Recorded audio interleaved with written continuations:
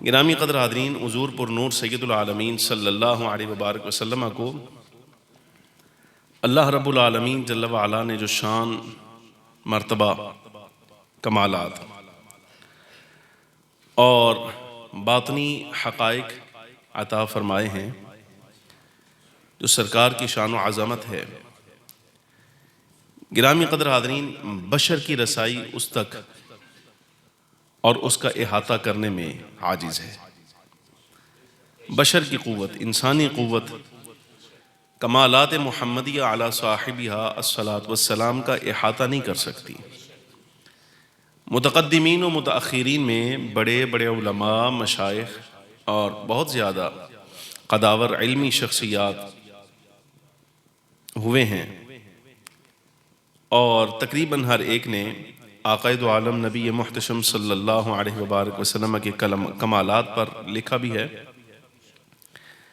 لیکن حقیقت یہ ہے کہ زندگیاں صرف ہوئیں آقائے دو عالم صلی اللہ علیہ وبارک وسلم کے کمالات میں سے کسی ایک کمال کا بھی باب ابھی تک مکمل نہ ہو سکا، اور یہی حقیقت ہے۔ گرامی قدر حاضرین کرام، حضور پر نور سید العالمین صلی اللہ علیہ وبارک وسلم کے کمالات کے وارث اور نبی علیہ السلام کی شانوں میں سے شانوں کے وارث آپ صلی اللہ علیہ وبارک وسلم کی آل اولاد ہے۔ نبی پاک صلی اللہ علیہ وبارک وسلم نے اپنی آل اولاد کو درہم و دینار کا وارث نہیں بنایا، بلکہ اپنے کمالات کا، اور وہ جو جملہ انبیاء کرام علیہم السلام کی وراثت ہوتی ہیں اشیاء، یعنی کتاب و سنت کا علم، سرکار دو عالم صلی اللہ علیہ وسلم نے اپنی آل کو ان علوم کا وارث بنایا ہے اور نائب بنایا ہے۔ ہر زمانے، ہر دور میں سرکار کی آل اولاد میں سے کوئی نہ کوئی ایسا شخص ضرور ظاہر ہوا کہ جو فخر عالم صلی اللہ علیہ وبارک وسلم کے کسی نہ کسی کمال کا مظہر عتم تھا۔ رب العالمین جل وعلا نے سرکار کی کسی نہ کسی شان کو ان کے وجود میں بطور فیضان ظاہر فرمایا۔ یہ کمالات حاضرین کرام سادات حسنیہ اور سادات حسینیہ دونوں میں رہے ہیں۔ عمومی طور پہ ہمارے ہاں جن ذوات مقدسہ کا تذکرہ کیا جاتا ہے اہل بیت میں سے، ان کا تعلق حضرت امام علی مقام سید الشہداء سید امام حسین رضی اللہ عنہ وعلیہ السلام کی ذات والا صفات اور آپ کی نسل سے ہوتا ہے۔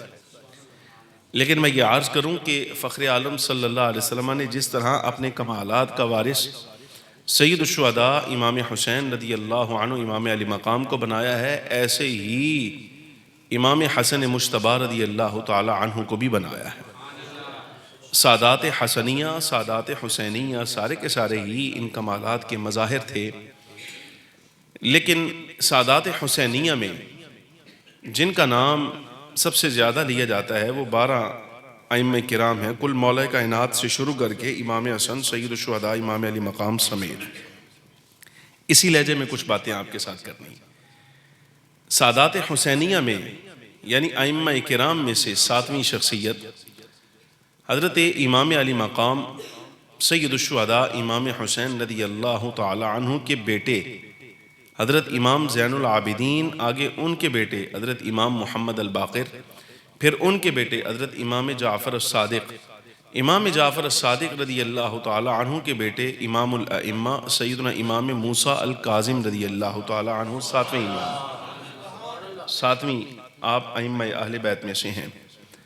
ماہ رجب المرجب میں چونکہ آپ کا وصال ہے تو سمجھیے کہ میں ان کی ذات والا صفات سے برکت کے حصول کے لیے آج کچھ باتیں ان کی سیرت سے بطور برکت اور سعادت کے آپ کے سامنے عرض کرنا چاہتا ہوں، تاکہ ان کی ذات والا صفات سے ہمیں تعارف بھی ہو جائے، اور اللہ رب العالمین جل وعلا نے جو کمالات فخر عالم صلی اللہ علیہ وسلم کے حضور پر نور سید العالمین صلی اللہ علیہ وسلم کی اولاد کے اس شہزادے میں رکھے ہیں، ان کمالات سے بھی ہمیں کچھ نہ کچھ فیض حاصل ہو جائے۔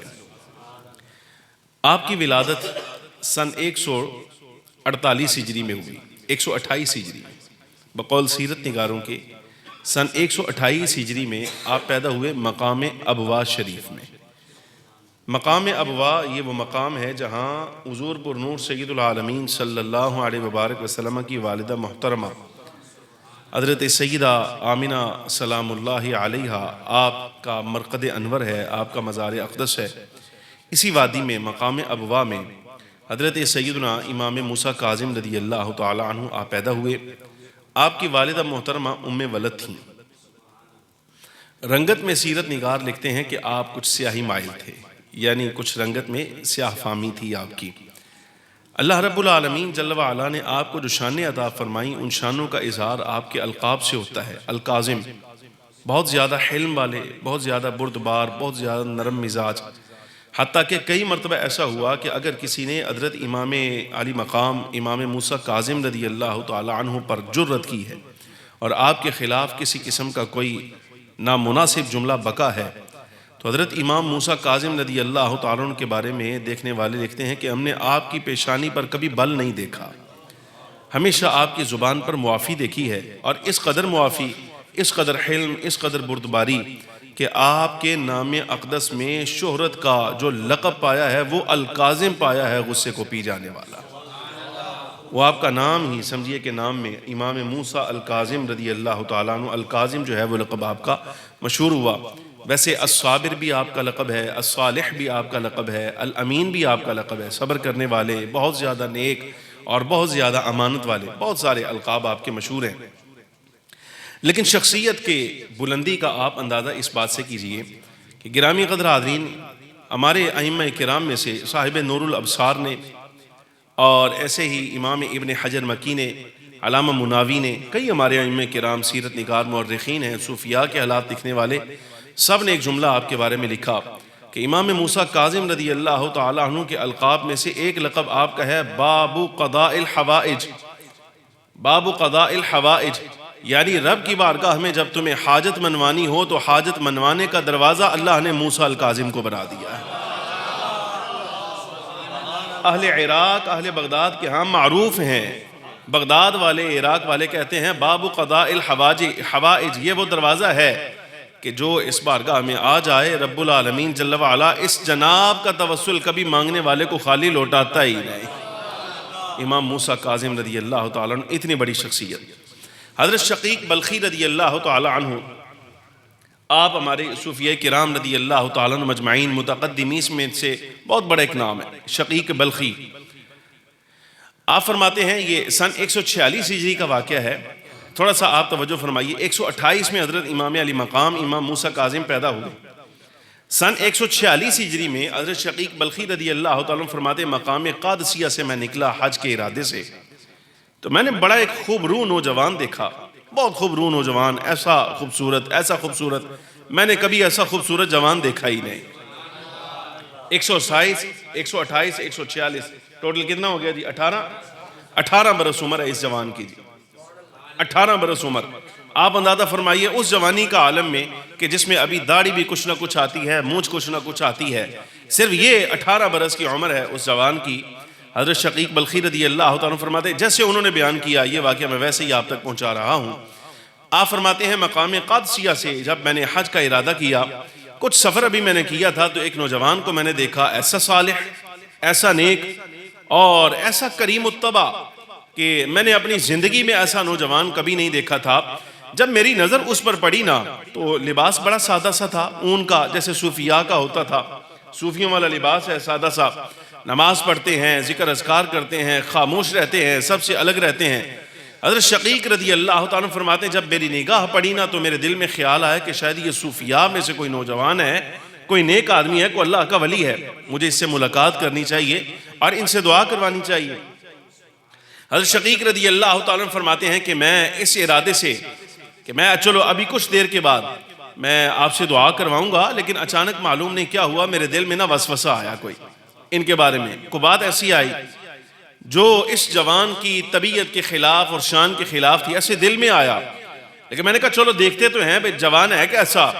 جب میں قریب پہنچا، وسوسہ میرے دل میں تھا، تو فوراً میرے کلام کرنے، سلام کرنے سے بھی پہلے نوجوان مجھے مخاطب کر کے کہتا ہے یا شقیق اجتنبوا الظن اجتنبوا کثیرا من الظن ان بعد الظن اسم۔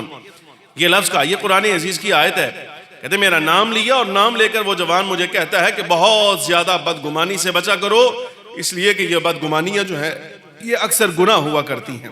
یہ جملہ کہا، اتنا کہا اور جوان مجھ سے الگ ہو گیا۔ نہ سلام کی نوبت آئی، نہ کلام کی نوبت آئی، اور فوراً خواتر پہ کلام کیا، دل میں جو بات آئی ہے اس کا جواب دیا، اور جواب دے کے نوجوان آگے چلا گیا۔ کہ میں نے کہا یار بڑی عجیب بات ہے، اچھا عجیب نوجوان ہے کہ دلوں پر بھی اطلاع رکھتا ہے اور میرا نام بھی جانتا ہے، اس کو نام بھی معلوم ہے اور دل کی حالت بھی معلوم۔ تو اس کا مطلب یہ ہوا کہ یہ نرا کوئی صوفیاء میں سے نہیں ہے، بلکہ وقت کا ابدال لگ رہا ہے۔ یہ آن ڈیوٹی نوجوان ہے، آن ڈیوٹی نوجوان۔ روحانیت کی دنیا میں ایک منصب ہے ابدال کا، یہ ابدال کے منصب کا اہل ہے کہ جس کو اللہ تبارک و تعالیٰ جل وعلا نے میرے نام سے بھی آگاہی دی ہے، میرے دل کے حال پر بھی اطلاع دی ہے۔ چلو اب اگر دوبارہ ملاقات ہو گئی نا اس جوان کے ساتھ اس سفر میں، تو کوشش کریں گے کہ پاس جاؤں، دعا کرواؤں، اور جو ایک نامناسب گمان میرے دل میں ان کے بارے میں آیا ہے اس کے بارے میں میں معافی تلافی بھی کروں گا۔ آپ فرماتے ہیں کہ میں سفر جاری رکھا، وادی فضہ میں پہنچا جس وقت تو میں نے دیکھا کہ یہی نوجوان وہاں نماز پڑھ رہے ہیں، نماز جاری۔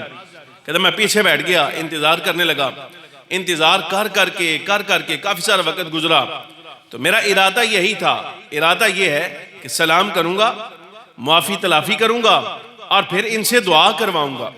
کہتے معافی تلافی میں نے کیا کرنی تھی، سلام پھیرنے کا انتظار کر رہا تھا۔ جیسے ہی سلام پھیرا تو سلام پھیرنے کے بعد فوراً میری طرف منہ کر کے نہ فرماتے ہیں انی لغفار لمن تاب وآمن وعمل صالحا ثم اہتدی، فرمایا میں بڑا معاف کرنے والا ہوں ہر ایسے شخص کو کہ جو توبہ کرنے والا ہے، ایمان لانے والا ہے، نیک عمل کرنے والا ہے، پھر ہدایت رکھنے والا ہے۔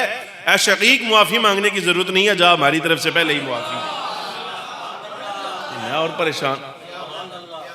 پریشان۔ آپ فرماتے ہیں مجھے معلوم نہیں تھا کہ یہ نوجوان ہے کون۔ فرماتے ہیں کہ مزید جو ہے وہ تجسس پیدا ہوا، بھائی اتنی بات کہی جوان پھر آگے، یہ دوسرا مرحلہ۔ آپ فرماتے ہیں پھر تیسرے علاقے میں جا کر ایک جگہ ہم نے پڑاؤ کیا، وہاں اس نوجوان کو دیکھا کہ یہی نوجوان ہے جن کو دلوں پر اطلاع بھی ہے، نام بھی جانتے ہیں، خواتر کے بارے میں بھی معلوم ہے، احوال کیا گزر رہے ہیں دل پر۔ حضرت شقیق بلخی رضی اللہ تعالیٰ عنہ آپ فرماتے ہیں کہ اس مقام پہ میں نے دیکھا کہ یہی نوجوان ایک کنویں پر کھڑے ہیں، پیالہ ہاتھ میں ہے پانی کا، ابھی پینے کا ارادہ ہی ہوا کہ اتفاقی طور پہ پیالہ آپ کے ہاتھ سے نیچے گرا۔ اب یہ سمجھنے کی بات ہے، آپ ذرا دیکھیے گا، یہ ہوتی ہے اللہ تبارک و تعالیٰ جل وعلا پر توکل کی صفت، کہ جب رب العالمین جل وعلا کی ذات کی طرف توجہ ہو جائے نا بندے کی، تو پھر عالم یہ ہوا کرتا ہے۔ حضرت شقیق رضی اللہ تعالیٰ عنہ فرماتے ہیں کہ جب پیالہ ہاتھ سے گرا، پانی گر گیا، تو اس نوجوان نے یہ نہیں کیا بھئی کنویں میں ہاتھ ڈال کے دوبارہ جو ہے وہ اس سے بالٹی سے پانی نکال لینا، بلکہ ہاتھ کنویں کی طرف نہیں کیا، منہ آسمان کی طرف کیا، منہ آسمان کی طرف اٹھا کے نہ تو آپ نے کہا الہی و سیدی، اے میرے اللہ، اے میرے آقا، اے میرے مالک، میرے اللہ میں تو کھاتا بھی وہی ہوں جو تو دیتا ہے، پیتا بھی وہی ہوں جو تو عطا فرماتا ہے، میرے مالک میرا کھانا پینا ہر تیرا سب کچھ تیری جناب سے ہوتا ہے۔ تو آپ فرماتے بس اتنا میں نے جملہ دیکھا آپ کی زبان سے ادا ہوا، تو نگاہ میں نے فوراً دیکھی نا تو دیکھا کہ کنویں کا پانی از خود اوپر آیا ہے، آپ نے اس سے پیالہ بھرا اور اس سے پہلے آپ نے پہلے وضو کیا، اب پیا نہیں، کہا آپ نے یہی ہے میرے مالک، کھلاتا بھی تو ہے پلاتا بھی تو ہے، جو تو عطا کرتا ہے وہی کھاتا ہوں، جو تو عطا کرتا ہے وہی پیتا ہوں۔ تو آپ نے اب جب وہ پانی اوپر آیا کرامتاً اعزازاً، تو آپ نے سب سے پہلے پیا نہیں بلکہ اس کرامت کا شکرانہ ادا کرنے کے لیے حضرت شقیق بلخی رضی اللہ عنہ فرماتے ہیں پہلے تازہ وضو کیا، تازہ وضو کر کے 4 رکعت نماز نفل آپ نے پڑھے، نماز نفل پڑھ کے پھر اس کے بعد آپ نے پیالہ بھرا اور ایک چٹان کے ساتھ ٹیک لگا کے جا کے نہ بیٹھ گئے، اور پیالے کے ساتھ آپ جیسے کو گلاس پکڑ کے بندہ ہاتھ ہلاتا ہے نہ خوشتبی کرتا ہے، ایسے کرنے لگے۔ حضرت شقیق بلخی رضی اللہ تعالیٰ عنہ فرماتے ہیں گرامی قدر یہ توکل ہوتا ہے حاضرین کرام، یہ دیکھیے یہ فرق ہوتا ہے عام آدمی کا اور اللہ والوں کا، کہ ان کے ہاتھ سے پیالہ بھی گرے نا تو وہ پھر ایسا نہیں کرتے کہ اسباب کی طرف توجہ کی جائے، وہ مسبب الاسباب کی طرف توجہ کرتے ہیں کہ اسباب دیتا کون ہے۔ یہ توکل کا معیار اور مدار ہوتا ہے ان بزرگوں کا، کہ حال یہ ہے 16-18 برس عمر ہے جوان کی۔ حضرت شقیق رضی اللہ تعالیٰ فرماتے ہیں میں حاضر ہوا، سلام کیا، سلام کر کے تو میں نے عرض کیا، میں نے کہا اے صالح، اے نوجوان، معافی تو پہلے ہو چکی، تو اب غرض کیا ہے؟ یہ جو پانی آیا ہے نا، ظاہر ہے اللہ تبارک و تعالیٰ جل وعلا نے اس جوان کی کرامت کے پیش نظر ان کو عطا فرمایا ہے، ان کی عزت کے پیش نظر، اور وہ تقرب، وہ عہدہ، وہ منصب جو رب کی بارگاہ میں ان کا ہے، اس کے پیش نظر یہ عطا ان پر ہوئی۔ حضرت شقیق رضی اللہ تعالیٰ فرماتے ہیں وہ پیالہ ان کے ہاتھ میں ہے، تو آپ نے کچھ پیا چھوڑ دیا، تو میں نے جا کے عرض کیا سلام کر کے، میں نے کہا حضور اللہ رب العالمین جل وعلا نے جو عنایت آپ پر فرمائی ہے، جو انعام آپ پر فرمایا ہے، اس کا بچا کچھا مجھے بھی عنایت فرمائیے، برکت کے لیے مجھے بھی عنایت فرمائیے۔ تو جملہ کیا ہے؟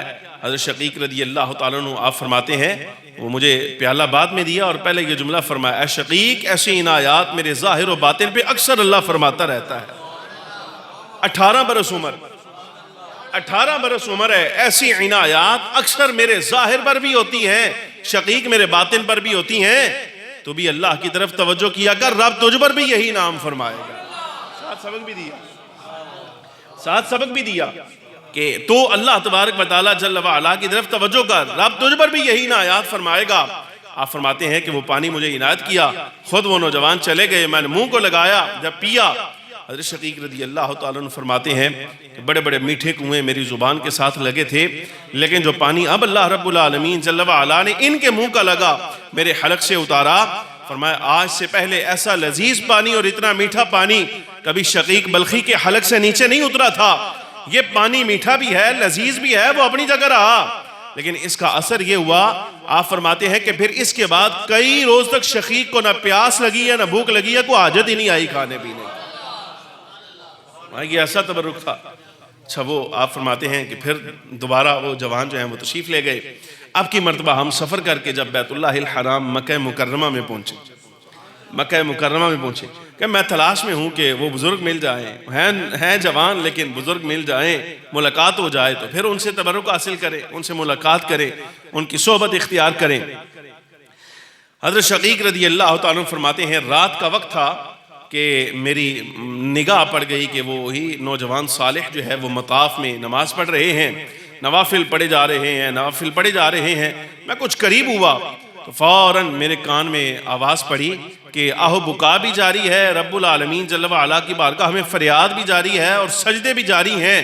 ساری رات ایسے گزر گئی۔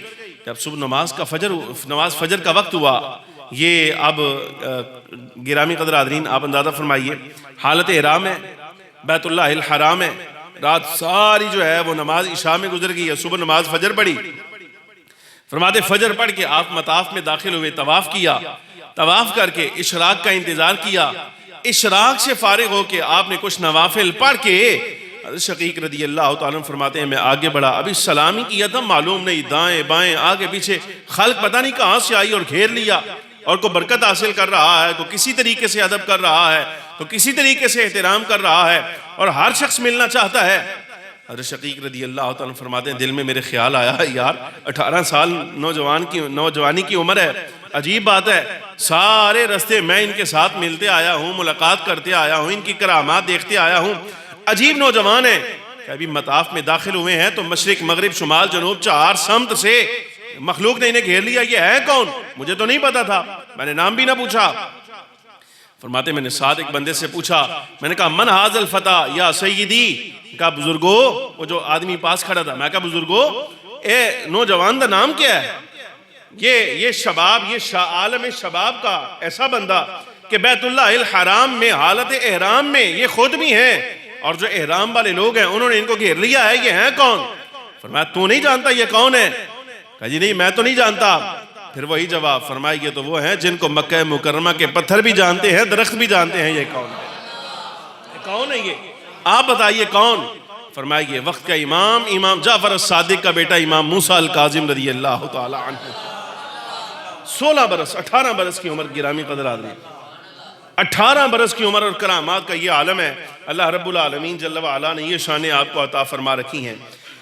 ہارون الرشید بنو عباسیہ خلفاء میں سے تھا، تھوڑا سا آپ غور فرمائیے، کیسی عجیب بات ہے۔ خطیب بغدادی نے ایک جملہ آپ کے بارے میں لکھا، ہارون الرشید کا واقعہ میں آپ کے سامنے عرض کرتا ہوں۔ حضرت امام موسیٰ کاظم رضی اللہ تعالیٰ عنہ کی یہ شان تھی کہ اکثر آپ نہ مال بہت زیادہ تقسیم فرماتے تھے، حقداروں کو دیا کرتے تھے، بہت زیادہ دیتے تھے۔ ایک آدمی کے بارے میں خبر ملی کہ آپ کے بارے میں بکتا ہے اور نالائق بات کرتا ہے، ناپسندیدہ الفاظ کہتا ہے، زبان سے آپ کو اذیت پہنچاتا ہے۔ آپ کو خبر پہنچی جس وقت، خطیب بغدادی کہتے ہیں تاریخ بغداد جلد 13 میں، آپ فرماتے ہیں کہ آپ نے کو 300 دینار ایک تھیلی میں بھر کے نہ تو اس کی طرف بھیجے، وہ جو بکتا تھا، وہ جو آپ کے خلاف بکتا تھا، اذیت پہنچاتا تھا، تو آپ نے 300 دینار اس کی طرف بھیجے۔ خطیب بغدادی رحمۃ اللہ علیہ فرماتے ہیں کہ مال کی تو آپ کی اتنی برکت تھی، مال ہوتا کئیوں کے پاس ہے، کئیوں کے پاس ہوتا ہے۔ آپ کبھی آزما کے دیکھیے گا ایک چیز، ویسے ایسے ہی آزمائیے گا کہ آپ دکان پہ بیٹھے ہو نا تو بڑا بڑا امیر گاہک بھی آتا ہے آپ کے پاس، آپ مارکیٹ کے لوگ ہیں، ہر رنگ کا بندہ آتا ہے، کبھی آزما کے دیکھیے گا کسی بندے کے پیسے کے بارے میں، اس کو رکھ کے نا الگ طور پہ خرچ کر کے دیکھیں بھئی اس کا مال زیادہ ہو یا تھوڑا، برکت کس مال میں ہے، کس کے مال میں، نہیں سمجھ آ رہا؟ یہ کبھی چیک کریں ذرا اس کو نا، یعنی کوئی بندہ پیسے دے کے جائے نا، اس کے نام کی پرچی ویسے ہی اس کو کہنا نہیں، یہ ویسے میں آپ کو صرف آپ کے لیے ایک تجربہ ہے، کمائی جو ہوتی ہے نا انسان کی، اس کا اثر جو ہے وہ اس کے پیسے میں نظر آتا ہے، جو پیسے وہ دیتا ہے آیا اس میں برکت ہے یا نہیں ہے۔ بسا اوقات تھوڑا آتا ہے لیکن اتنا برکت والا ہوتا ہے کہ کئی کام بندے کے جو ہیں وہ سمٹ جاتے ہیں، نمٹ جاتے ہیں، اور کبھی کبھار بہت زیادہ بھی کسی کا آتا ہے لیکن وہ جناب کہاں جاتا ہے پتہ ہی نہیں چلتا۔ یہ اثر ہوتا ہے، مال کا بھی اثر ہوتا ہے۔ گرامی قدر حاضرین، خطیب بغدادی فرماتے ہیں آپ کے مال کا اثر یہ تھا، جس شخص کے پاس حضرت امام موسیٰ کاظم رضی اللہ تعالی عنہ کا مال پہنچتا تھا، اگرچہ تھوڑا ہی ہوتا، 200-300 اشرفیاں، کسی کے پاس 100 اشرفیاں، 200 اشرفیاں، 300-400 آپ دیتے رہتے ہیں، لیکن مال کی شان یہ ہے کہ جس کے پاس 100 بھی چلے جائیں نا تو اللہ تبارک و تعالی جل وعلا اس کی غریبی مٹا دیتا تھا، اس کو امیروں میں شامل فرما دیتا تھا۔ امام موسیٰ کاظم کے مال کی اتنی برکت تھی، ظاہر سمجھ آ رہی کہ نہیں؟ مال کی اتنی برکت تھی۔ ہارون الرشید، اب عالم آپ نے دیکھ لیا، حضرت شقیق بلخی فرماتے ہیں 18 سالہ نوجوان ہے، مخلوق کہاں سے آئی ہے کچھ پتہ نہیں۔ اب یہ ذرا آپ تھوڑا سا اسی ہجوم کو تصور میں رکھیں، ذہن میں رکھیں اور امیجن کریں، خلیفہ اپنے دور کا، بنو عباس کا خلیفہ ہارون الرشید بڑا نامور آدمی ہے، اور یہ سلطنت اتنی وسیع تھی، آپ اندازہ کیجئے بنو عباس کی سلطنت، کہ ان کی رعایا میں اگر مثال کے طور پہ کسی جگہ بادل آتا اور برسے بغیر نکل جاتا تھا نا، برسے بغیر، تو یہ خلفاء ایسے آسمان کی طرف منہ کر کے نہ کہا کرتے تھے، کہتے تھے جا کہاں تک جائے گا، کہاں تک جائے گا، سلطنت کی وسعت سمجھ آ رہی کہ ساڈا میٹرک دا امتحان تے صرف پاکستان دا سی نا، سمجھ آ رہی کہ نہیں آ رہی؟ ان کی سلطنت کی وسعت یہ ہے کہ بادل آتا اور برسے بغیر اگر جاتا نا تو ایسے آسمان کی طرف منہ اٹھاتے اور اٹھا کر کہتے کہ جا چلا جا، بھئی جہاں بھی جا کے برسے گا، سلطنت تو ہارون رشید کی ہوگی نا، اور کس کی ہوگی؟ اتنی بڑی سلطنت۔ اچھا اب آپ اندازہ فرمائیے، اتنی بڑی سلطنت کا مالک ہے، حکمران ہے، اپنے دور کا نامور آدمی ہے، اور حکم کہاں تک چلتا ہے، اقتدار کہاں تک ہے۔ حضرت امام موسیٰ کاظم رضی اللہ تعالی عنہ آپ بیت اللہ الحرام میں کعبہ شریف کے اندر بیٹھے ہیں، ٹیک لگا کر بیت اللہ کے ساتھ، بیت اللہ الحرام کے ساتھ آپ نے ٹیک لگائی ہے برکت کے لیے، اور آپ وہاں بیٹھے ہیں۔ ہارون الرشید آیا تو پوچھا یہ نوجوان کون ہے جو یہاں بیٹھے ہیں؟ بتایا گیا یہ حضرت امام موسیٰ کاظم ہیں۔ تو آیا ملاقات کے لیے۔ یہ دو ملاقاتیں اس کی ہیں بڑی عجیب، امام موسیٰ کاظم کے ساتھ ہارون الرشید وقت خلیفہ، ملاقات بڑی عجیب ہے۔ یہاں بیت اللہ الحرام میں ملاقات ہوئی تو آ کے نا پہلا جملہ جو اس نے کہا، کہنے لگا کہ آپ ہیں وہ کہ چھپ چھپا کے لوگ جن کی بیعت کیا کرتے ہیں؟ یہ ہوتا ہے جو وقت کا حکمران ہوتا ہے نا، اس کو ڈر یہی ہوتا ہے بھائی مولوی ہے تو پیچھے اتنی دنیا لگے بھائی ہمارا اقتدار ہی نہ جاتا رہے۔ نہیں سمجھ آ رہی؟ یار بہت لیٹ پہنچ دیو تسی، گزارش سمجھ آ رہی کہ نہیں آ رہی؟ ہاں یہ رہا ہے حضرت خواجہ خواجگان رحمت اللہ تعالیٰ علیہ کا بوری بسترا سمیٹنے کا بھی اصل مرحلہ یہی تھا نا، موقع یہی تھا۔ وہ کافر مہاراجہ سے یہی کہا گیا تھا، وہ نوجوان ہے، صوفی ہے، یہ تو تمہیں لے دے گیا ہے۔ نہیں سمجھ آ رہی؟ آج بھی یہی مسئلہ ہوتا ہے، مولوی لے دے جان گے سارا کچھ، حکمرانی سارے معاملات جڑے نا مولوی لے دے جان گے، یہ مسئلہ رہتا ہے۔ اچھا بہرحال ہارون الرشید کے سامنے آ کے نا جس وقت سامنے آیا امام موسیٰ کاظم کے، تو حضرت امام موسیٰ کاظم رضی اللہ تعالیٰ عنہ سے آ کر کہتا ہے کہ آپ ہیں وہ شخصیت کے لوگ چھپ چھپا کے رات کے اندھیرے میں جن کی بیعت کرتے ہیں؟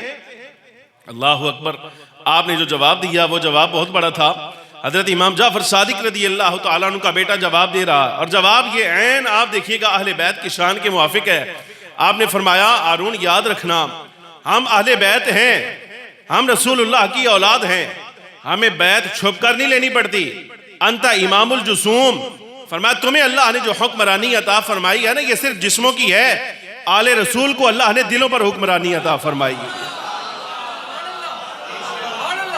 انا امام القلوب و انت امام الجسوم، فرمایا تو صرف جسموں کا امام ہے، دلوں پر تیرا کچھ اقتدار نہیں.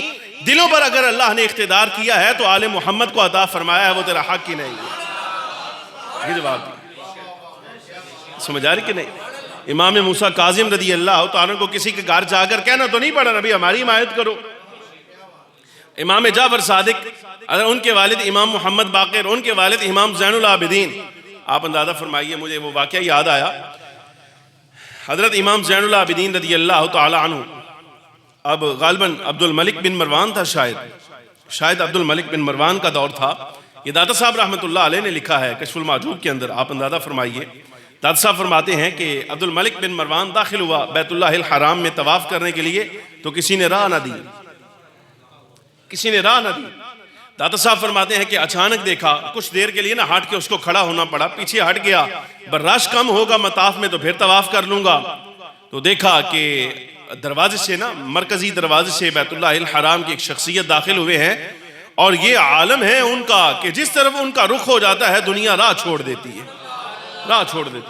وہ حجر اسود کا ارادہ کریں تو آسانی سے وہاں چلے جاتے ہیں، لوگ رستہ چھوڑ دیتے ہیں. اچھا وہ اس نے نا اپنے گوانڈی سے پوچھا، وہ مشیر نہیں ہوندے نال، نہیں سمجھ آ رہے؟ ہاں ہونو لفظ نہیں ہے میرے کول کو، تارر ہونا کولو پوچھیا انہوں نے. گزارش سمجھ آ رہی؟ کوئی نہیں آ رہی؟ ہوندے نا اس طرح دے، انہوں کولو پوچھا بھئی یہ جو نوجوان کون ہے؟ ہم حکمران ہیں، ہمیں راستہ نہیں ملا، حجر اسود چومنے کا موقع نہیں ملا. یہ تعجب کی بات ہے، یہ کون ہے جو داخل ہوئے ہیں تو جس طرف رخ کر جائیں تو انہیں راہ مل جاتی ہے، یہ کون ہے؟ فرمایا جی پتہ نہیں کون نے، مجھے تو نہیں پتا. وہ بھی مکر گیا، مجھے نہیں پتا جی یہ کون ہے. تو فرزدق کھڑا تھا پاس، شاعر تھا اپنے زمانے کا، بہت بڑا شاعر تھا یہ فرزدق. تو وہ آگے بڑھا، اس نے آگے بڑھ کر کہا تو کہتا ہے کہ یہ کون ہے تو نہیں جانتا؟ فرمایا یہ وہ ہیں جن کو حرم کی در و دیوار جانتے ہیں، جن کو آسمان جانتا ہے، جن کو زمین جانتی ہے، ساری کائنات جانتی ہے. یہ امام حسین کا بیٹا امام زین العابدین رضی اللہ تعالی عنہ. یہ دلوں پر حکومت، یہ آل رسول کا شیوا ہے، یہ ان کی صفت ہے کہ اللہ رب العالمین جل وعلا ان کو جو حکومت عطا فرماتا ہے یہ دلوں پر حکومت ہوتی ہے. آل رسول کی حکومت ظاہر پر نہیں ہوا کرتی، یہ دلوں پر ہوا کرتی ہے. یہی جواب حضرت امام جعفر صادق رضی اللہ تعالیٰ کے صاحبزادہ امام موسیٰ کاظم نے ہارون الرشید کو دیا. فرمایا ہمیں چھپ چھپا کر بیعت لینے کی ضرورت نہیں پڑتی، اس لیے کہ ہمیں اللہ رب العالمین جل وعلا نے دلوں پر حکمرانی عطا فرمائی ہے. یہ مکہ مکرمہ میں بیت اللہ الحرام میں واقعہ پیش. اب ایک ملاقات اور ہے جو ہارون الرشید کے ساتھ حضرت امام موسیٰ کاظم کی ہوئی ہے، لیکن ہوئی جناب والا یہ نبی پاک صلی اللہ علیہ وسلم کے عین مواجہ شریف پر، حضور کے چہرے مقدسہ کے سامنے. یہ ہارون الرشید داخل ہوا، یہ چونکہ بنو عباس میں سے تھا نا، بنو عباس میں سے عباسی خلیفہ تھا، یعنی حضرت عبداللہ بن عباس رضی اللہ تعالیٰ، نسب سمجھ لیں تاکہ آپ کو آسانی ہو جائے بات سمجھنے میں. یہ خلیفہ ہارون الرشید حضرت عبداللہ بن عباس رضی اللہ تعالیٰ کی اولاد میں سے تھا. عبداللہ بن عباس بیٹے ہیں حضرت عباس کے، حضرت عباس بیٹے ہیں جناب عبد المطلب کے، یعنی سرکار دو عالم صلی اللہ علیہ وسلم کے چچا. ٹھیک ہو گیا؟ نبی پاک صلی اللہ علیہ وسلم کے والد گرامی حضرت عبداللہ اور حضرت عباس سگے بھائی ہیں دونوں والد کی طرف سے. ٹھیک ہو گیا؟ یعنی اب دیکھا جائے تو بنو عباس کی نبی علیہ السلام کی آل اولاد کے ساتھ ایک گنت تعلق داری رشتہ داری اوپر جا کے بن جاتی ہے. بات سمجھ آ گئی آپ کو؟ یہ رشتہ داری اوپر جا کے بن جاتی ہے. بنو عباس بھی اہل بیت کہلاتے ہیں، حضرت عباس کی اولاد جو ہے یہ ساری کی ساری اہل بیت کہلاتی ہے. معاجہ شریف پر کھڑے ہیں تو وہاں خلیفہ ہارون الرشید آیا اور آ کر اس نے سلام پیش کیا. اتنے میں یعنی اکٹھے ہی داخل ہوئے خلیفہ ہارون الرشید بھی اور حضرت امام موسیٰ کاظم رضی اللہ تعالیٰ عنہ، دونوں شخصیات آپ ایسے ہی داخل ہوئے. جس وقت معاجہ شریف پر پہنچے نا تو خلیفہ ہارون الرشید نے سلام میں پہل کی اور لفظ کہے السلام علیکہ یا رسول اللہ یا ابن عمی. السلام علیکہ یا رسول اللہ یا ابن عمی. اے اللہ کے رسول صلی اللہ علیہ وسلم، اے میرے چچا زاد، اوپر جا کے رشتہ داری بن جاتی ہے نا، اے میرے چچا زاد. یہ ایک طرح سے اس نے اپنی برتری کا اظہار کیا حضرت امام جعفر صادق رضی اللہ، حضرت امام موسیٰ کاظم پر. بھئی میرا تم اہل بیت نہیں ہو، ہم بھی اہل بیت ہیں. یہ اس نے ایک طرح سے نا یعنی تعرض کیا حضرت امام موسیٰ کاظم پر. جس وقت اس نے یہ لفظ کہا نا، سرکار کے بارگاہ میں کھڑے ہو کر سلامی عرض کر رہا ہے، اے اللہ کے رسول صلی اللہ علیہ وسلم، اے میرے چچا زاد آپ پر سلام ہو. اتنا کہہ کر خاموش ہو گیا. حضرت امام موسیٰ کاظم رضی اللہ تعالیٰ عنہ جب آپ نے سلام پیش کیا تو تعارض کیے بغیر کیا، آپ نے حقیقت کے ساتھ سلام کیا. وہ کیا ہے؟ السلام علیکہ یا ابت، اے بابا جان آپ پر سلام ہو. فرق سمجھ آیا آپ کو؟ السلام علیکہ یا ابت، اے بابا جان آپ پر سلام ہو. چونکہ اولاد ہیں نا، بابا جان آپ پر سلام ہو. وہ کہہ رہا ہے اے میرے چچا زاد آپ پر سلام ہو. سرکار کو وہ رشتہ داری چچا زاد ہونے کے اعتبار سے بتا رہا ہے. اور حضرت امام موسیٰ کاظم رضی اللہ تعالیٰ عنہ آپ فرماتے ہیں اے میرے بابا جان آپ پر سلام ہو. اتنی بات کہی تو فوراً ہارون الرشید نے منہ کیا ادھر. بات اس کو بری ضرور لگی، اچھا نہیں لگا، اس لیے کہ حضرت امام موسیٰ کاظم رضی اللہ تعالیٰ عنہ اگرچہ آپ نے حقیقت بیان کی ہے لیکن بہرحال وہ وقت کا خلیفہ تھا، اس کو یہ برتری اچھی نہیں لگی. بعض سیرت نگاروں نے لکھا کہ میرا اس جملے پر حضرت امام موسیٰ کاظم رضی اللہ تعالیٰ عنہ کو سال کے لیے قید کر دیا گیا تھا کہ آپ نے برتری کا اظہار کیا ہے خلیفہ وقت کے خلاف، قید کر دیا گیا. اچھا ایک جملہ یہاں پر اور ہے گرامی قدر حاضرین. جب باہر آئے نا، واجہ شریف سے باہر آئے تو خلیفہ ہارون الرشید نے یہ جملہ حضرت امام موسیٰ کاظم سے پوچھ لیا. کہنے لگا آپ رسول اللہ کی اولاد کیسے کہلاتے ہیں؟ آپ رسول اللہ کی اولاد کیسے کہلاتے ہیں؟ نسل تو وہ ہوتی ہے جو باپ سے چلتی ہے. جب انسان کے نسب کی بات آتی ہے تو باپ سے ہوتے ہوئے دادے کا نام لیا جاتا ہے، کبھی نانے کا نام نہیں آتا. رسول اللہ صلی اللہ علیہ وسلم آپ کے نانا ہیں، تو آپ کس طرح سے اپنا نسب ادھر کو پھیرتے ہیں؟ آپ کو چاہیے آپ نسب نامہ اپنے دادا کی طرف پھیریں، یعنی مولا کائنات کی طرف آپ لے جائیں. ادھر کیوں لاتے ہیں؟ تو آپ نے فرمایا اعوذ باللہ من الشیطان الرجیم بسم اللہ الرحمن الرحیم. تعوذ پڑھا، تسمیہ پڑھا. تعوذ تسمیہ پڑھ کے آپ نے فرمایا وَمِن ذُرِّيَّتِهِ دَاوُودَ وَسُلَيْمَانَ وَأَيُّوبَ وَيُوسُفَ وَمُوسَى وَهَارُونَ وَكَذَلِكَ نَجْزِي الْمُحْسِنِينَ وَزَكَرِيَّا وَيَحْيَا وَعِيسَى. اتنا پڑھا آپ نے. فرمایا حضرت ابراہیم علیہ السلام کی اولاد کا ذکر کرتے ہوئے اللہ تبارک و تعالی جل وعلا جب انبیاء کرام علیہ السلام کا نام گناتا ہے تو وہاں حضرت عیسیٰ کا نام بھی آیا ہے. اس جملے پر غور کیجئے گا، یہ آل محمد کی شان ہے کہ اللہ رب العالمین جل وعلا جس طرح مصطفیٰ کریم صلی اللہ علیہ وسلم کی روحانیت کا مظہر انہیں بنایا ہے، ایسے ہی ظاہری علم کا بھی مظہر اعظم ان کو بنایا ہے. قرآن کی آیت پڑھی، اس نے کہا آپ اپنے آپ کو رسول اللہ صلی اللہ علیہ وسلم کی طرف کیسے منسوب کرتے ہیں؟ حالانکہ آپ کا نسب تو حضرت بی بی صاحبہ سے ملتا ہے، یعنی بیٹی سے نسب کیسے آگے جا سکتا ہے؟ ادھر کیوں نہیں جاتے آپ؟ تو آپ نے فرمایا سن، یہ خواص ہوتے ہیں اللہ نے جن کو شان عطا فرمائی ہوتی ہے.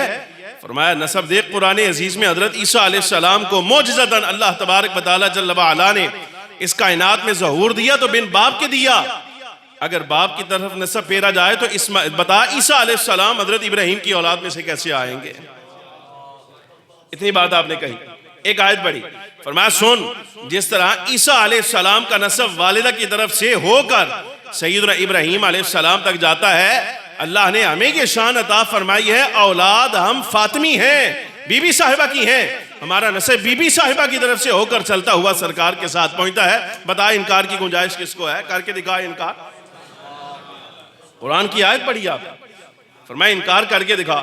ایک آیت آپ نے یہ پڑھی اور پھر اس کے بعد آپ نے دوسری نص فرمایا دیکھ جب نصرانیوں کے ساتھ مباہلہ ہوا، خلیفہ وقت امیر المومنین، فرمایا امیر المومنین غور فرمائیے، جب نصرانیوں کے ساتھ مباہلہ ہوا قرآن عزیز نے سرکار سے کہا تھا فَمَنْ حَاجَّكَ فِيهِ مِن بَعْدِ مَا جَاءَكَ مِنَ الْعِلْمِ فَقُلْ تَعَالَوْا نَدْعُ أَبْنَاءَنَا وَأَبْنَاءَكُمْ وَنِسَاءَنَا وَنِسَاءَكُمْ وَأَنفُسَنَا وَأَنفُسَكُمْ. لے آؤ تم اپنے بیٹوں کو لاؤ، ہم اپنے بیٹے لاتے ہیں. تم اپنی خواتین کو لاؤ، ہم اپنی عزت میں آپ خواتین کو لاتے ہیں. تم اپنوں کو لے آؤ، ہم اپنوں کو لے آتے ہیں. فرمایا امیر المومنین غور تو کرو، جب بیٹا لانے کی بات آئی ہے قرآن نے کہا تھا بیٹے لے کر جانا، سرکار حسن و حسین رضی اللہ تعالیٰ عنہما کو لے کر گئے تھے. یا رسول اللہ صلی اللہ علیہ وسلم، اگر ان کا نسب اس طرف نہ جاتا ہوتا تو آپ غور فرمائیے امیر المومنین کیسے پھر حضرت سرکار دو عالم صلی اللہ علیہ وسلم امام حسن و حسین رضی اللہ عنہما کو لے جاتے؟ یہ کیسے ہو سکتا تھا؟ تو بہرحال یہ پھر آپ کی برتری ہوئی۔ اس کے بعد بھی کئی واقعات گرامی قدر حاضرین پیش آئے تو آپ کو پھر قید کر دیا گیا۔ حضرت امام موسیٰ کاظم رضی اللہ تعالیٰ کو دوسری مرتبہ، پہلی مرتبہ جس وقت آپ کو قید کیا گیا تو امام ابن حجر مکی رحمۃ اللہ علیہ نے بڑا خوبصورت جملہ لکھا۔ قید کیا گیا نا جس وقت آپ کو پابند سلاسل کیا گیا، تو رات خواب میں ہارون الرشید سویا۔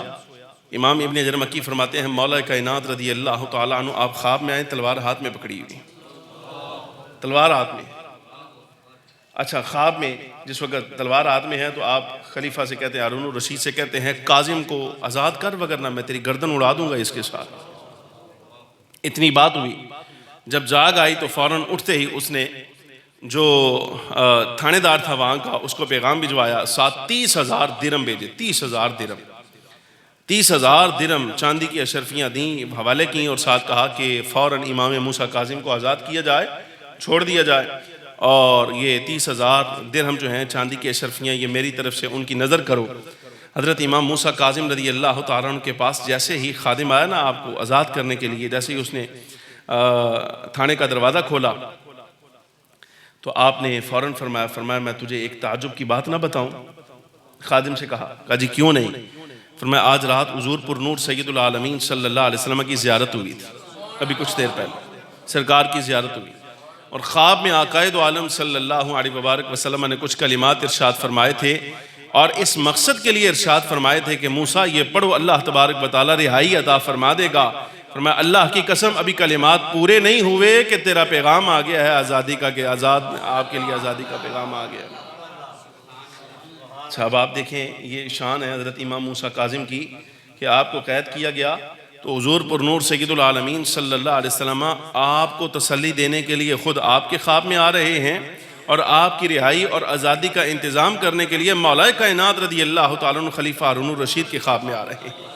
یعنی بیک وقت وہ شخصیت ہیں آپ کہ رسول اللہ صلی اللہ علیہ وبارک وسلم کی حمایت پشت پناہی بھی آپ کو شامل حال ہے، اور گرامی قدر حاضرین حضرت مولا کائنات رضی اللہ تعالیٰ عنہ کی پشت پناہی۔ تو ابن شاہیق اس تھانے کا انچارج تھا جس کے بارے میں کہا سندھی، اس کا نام تھا سندھی بن شاہیق۔ اس کی بہن بڑی دیندار تھی، بڑی نیک صالحہ خاتون تھی۔ جب اس کو معلوم ہوا کہ امام موسیٰ کاظم رضی اللہ تعالیٰ عنہ کو پابندی سلاسل کیا گیا تو اس نے اپنے بھائی سے کہا کہ اگر تم اجازت دو تو جو خانہ گرفتاری کا یہاں جہاں امام موسیٰ کاظم کو رکھا گیا ہے کہ وہاں کی خدمت جو ہے وہ میرے سپرد ہو جائے، میں خود نگرانی کروں، میں خود دیکھوں سارے احوال حال۔ تو اس نے اجازت دے دی، اس نے کہا ٹھیک ہے۔ تو وہ خاتون جو ہے وہ حضرت امام موسیٰ کاظم رضی اللہ تعالیٰ کے کھانے پینے اور باقی معاملات کا انتظام کیا کرتی تھی۔ اس نے آگے بیان کیا، خطیب بغدادی لکھتے ہیں، خطیب بغدادی فرماتے ہیں کہ وہ بندہ کہتا ہے کہ خاتون نے بیان کیا امام موسیٰ کاظم رضی اللہ تعالیٰ رات جب عشاء کی نماز آپ پڑھ لیتے تو عشاء کی نماز کے بعد ایک دورانیہ ایسا ہوتا تھا جس میں آپ نے صرف اللہ تبارک و تعالیٰ کی حمد بیان کرنی ہے، باری تعالیٰ جل وعلا کی بزرگی بیان کرنی ہے اور دعاؤں میں گزارنا ہے ساری رات۔ یہ قید خانے کے معمولات ہیں، پجن والے نہیں، ووٹر سپورٹر کہے دے نہیں، لیکن ویسے ہی گل کر رہے ہیں، سمجھا رہے ہیں بعض مرتبہ قیدیں ایسی بھی ہوا کرتی ہیں۔ حضرت امام موسیٰ کاظم رضی اللہ تعالیٰ رات عشاء کی نماز پڑھتے تو بہت زیادہ حمد کرنی، اللہ تبارک و تعالیٰ کی شکر ادا کرنا اور اللہ تبارک و تعالیٰ کی بزرگی کا اظہار اور دعائیں کرتے رہنا رات ایسے۔ رات کا ایک دورانیہ جس وقت گزر جاتا ہے، ایک حصہ گزر جاتا تو آپ نوافل نماز کے لیے کھڑے ہو جاتے ہیں۔ وہ خاتون بیان کر رہی ہے قید خانے ایسے بھی ہوا کرتے ہیں، تو ساری رات نماز سے گزارنی، صبح فجر کی نماز کا وقت ہونا، آپ نے نماز فجر پڑھنی، نماز فجر پڑھ کے اس کے بعد پھر جس وقت باقی وقت گزر جاتا، اب چونکہ نماز فجر کے بعد نوافل نہیں پڑھے جا سکتے تو پھر کچھ ذکر اذکار کرتے رہنا، اشراق کا وقت ہونا، چاشت وغیرہ کا وقت ہونا۔ جب اشراق چاشت سے فارغ ہو جاتے نا تو خاتون کہتی ہے کہ اب آپ کا وقت ہوتا کہ آپ تازہ وضو کرتے، مسواک کرتے، کچھ تھوڑا سا ناشتہ فرماتے اور ناشتہ کر کے نا آرام فرما ہو جاتے زوال سے پہلے تک، یعنی کو 3-4 گھنٹے آپ نے آرام کرنا ہے۔ جیسے ہی زوال کا وقت ہوا اٹھنا ہے، فوراً تازہ وضو کرنا ہے، تازہ وضو کر کے آپ دوبارہ سے پھر اس کے بعد نماز ظہر پڑھنی، نماز ظہر پڑھ کے عصر تک نوافل پڑھنے، عصر سے لے کے مغرب تک ذکر اذکار کرنا ہے، جانب قبلہ رخ رہنا ہے، مغرب کی نماز پڑھنی ہے، مغرب سے لے کے عشاء تک نوافل پڑھتے رہنا ہے، پھر عشاء پڑھنی ہے، عشاء کے بعد پھر دعا کا سلسلہ جاری ہے۔ فرمایا یہ سلسلہ آپ کا اس وقت تک جاری رہا جب تک آپ کو پابند سلاسل رکھا گیا، اور پابند سلاسل رکھے جانے کا دورانیہ آپ کا یہ ہے کہ کم از کم میرے خیال سے کوئی 10-12 سال سے اضافی دورانیہ ہے، آپ جیل خانہ جات میں رہے ہیں، اور یہ حال ہوا جب آپ کا وصال ہوا تو آپ کا جسد مبارک وہاں سے باہر لایا گیا تھا۔ تو 10-12 سال کا پابند سلاسل کا جو آپ کا دورانیہ ہے گرامی قدر حاضرین، یہ ان معمولات کے ساتھ گزرا۔ پھر اللہ نے کیا شان عطا فرمائی۔ خطیب بغدادی نے یہ جملہ جو ابھی آپ کے سامنے میں نے آپ کا معمول جیل خانہ جات کا آپ کے سامنے عرض کیا، یہ تو جلد نمبر 13 میں ذکر کیا، اور پہلی جلد کے اندر باب ایک قائم کیا۔ خطیب بغدادی رحمۃ اللہ علیہ پہلا واقعہ لائے۔ ابو خلال کہتے ہیں کہ مجھے جب کبھی کوئی پریشانی پیش آئی، اب آپ دیکھیں زندگی میں اللہ نے کیا شانیں عطا فرمائیں، تو بعد وصال کیا شان ہے۔ کہتے ہیں کہ جس وقت وصال ہو گیا، خطیب بغدادی بیان کرتے ہیں، ابو علی خلال کا بیان ہے، وہ کہتے ہیں کہ ساری زندگی مجھے جب کبھی کوئی پریشانی آئی، کوئی غم آیا، کوئی تکلیف آئی، کوئی آزمائش، کوئی تکلیف، کوئی کسی قسم کا کوئی امتحان آ گیا، آپ فرماتے ہیں کہ جب بے بس ہو گیا نا میں، تو کچھ نہیں کیا، میرا حضرت امام موسیٰ کاظم رضی اللہ عنہ کے مزار پر چلا گیا، اور وہاں جا کر اللہ کی بارگاہ میں ہاتھ اٹھا کر اتنا کہا، الہی بحق موسیٰ بن جعفر، الہی صدقہ موسیٰ ابن جعفر کا، امام موسیٰ کاظم کا توسل پیش کیا، میرے مالک صاحب مزار کے وسیلے سے میری مشکل حل فرمایا جو ارادہ میرا ہوتا تھا، یعنی حل کرنا جیسے میں چاہتا تھا حل ہو جائے، اللہ تبارک و تعالیٰ جل وعلا صدقہ امام موسیٰ کاظم کا اس سے بھی بہتر انداز میں میری مشکل کو حل فرما دیتا۔ یہ وہ وجہ ہے جس کے بارے میں نے شروع میں کہا کہ اہل عراق کے نزدیک آپ کا لقب ہی یہ تھا، باب قضاء الحوائج، یہ زمین پر وہ دروازہ ہے جس کو اللہ تبارک و تعالیٰ جل وعلا نے اہل ایمان کی حاجات کو پورا کرنے کے لیے ظاہر کیا ہوا ہے۔ یہ شان حضرت امام موسیٰ کاظم رضی اللہ تعالیٰ عنہ کی۔ رجب المرجب میں آپ کا چونکہ وصال تھا، اس لیے برکت کے لیے کچھ الفاظ میں نے آپ کے سامنے کہے ہیں۔ یہی شان حضرت امام علی رضا کی ہے، امام محمد تقی کی ہے، امام علی نقی کی ہے، امام حسن عسکری کی ہے، اور آپ سے اوپر آپ کے آباء کرام کا تذکرہ کیا جائے تو یہ اس سلسلہ برکات جو ہے گرامی قدر حاضرین نبی پاک صلی اللہ علیہ وسلم تک جاری و ساری رہتا ہے۔ آپ اپنی دعاؤں میں حضرت امام موسیٰ کاظم کو اور ان کے صاحبزادے خاص حضرت امام علی رضا رضی اللہ تعالیٰ عنہ کو یاد رکھا کریں، نام لے کر اصال کیا کریں۔ ان کے مزار اقدس پر ہم تو نہیں جا سکتے، زندگی میں 1 مرتبہ جائیں، 2 مرتبہ جائیں، وہ ہر سال بلائیں، ہر مہینے بلائیں، یہ ان کی شان ہے۔ اللہ پاک ہر مرتبہ کرم فرمائے وہاں جا کر بھی کریں، لیکن یہ تو ہمارے اختیار میں ہے نا کہ اپنی دعا میں حضرت امام موسیٰ کاظم کو، امام علی رضا کو شامل رکھیں، ان کے لیے خاص فاتحہ کیا کریں۔ مجھے بڑی امید ہے اللہ تبارک و تعالیٰ جل وعلا جو فائدہ ان کے مزار اقدس پر حاضر ہونے والوں کو عطا فرماتا ہے، میرا یہاں رہ کر اگر ان کا نام لے کر بھی کوئی دعا کرے گا تو اللہ تبارک و تعالیٰ وہی فائدہ عطا فرمائے گا۔ دعا کریں اللہ رب العالمین جل وعلا امت کے حال پر، وطن عزیز پاکستان پر خیر فرمائے۔ وآخر دعوانا